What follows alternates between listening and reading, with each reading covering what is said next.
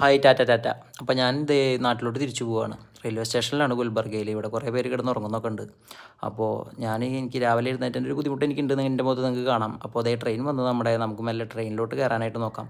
പിന്നെ ഒരു കാര്യം എന്താണെന്ന് വെച്ച് കഴിഞ്ഞാൽ ഇപ്പോൾ സമയം രാവിലെ 5 മണി ആയിട്ടുണ്ട് കേട്ടോ. 5 മണിക്കാണ് കയറിയതേ നേരം വെളുത്തു കണ്ടല്ലോ. അപ്പോൾ നമ്മൾ ഭക്ഷണം കഴിക്കാനായിട്ട് പോവുകയാണ്.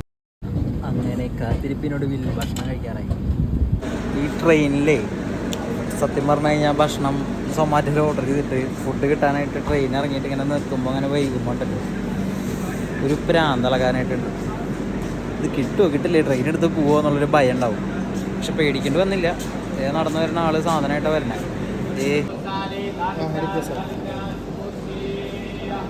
കിട്ടി ഗൈസ് അങ്ങനെ നമ്മുടെ കയ്യിൽ കിട്ടിയിരിക്കുകയാണ്. അപ്പോൾ ഇനി വേഗം പെട്ടി പൊട്ടിച്ച് കഴിക്കണം. എനിക്കാണെന്ന് വിശന്നിട്ട് പാടില്ല. അപ്പോൾ ഇതിൻ്റെ അകത്തുള്ളത് ഷവർമയാണ്, പിന്നുള്ളത് നമ്മുടെ ഫ്രഞ്ച് ഫ്രൈസും ഇതായിരിക്കുന്നു.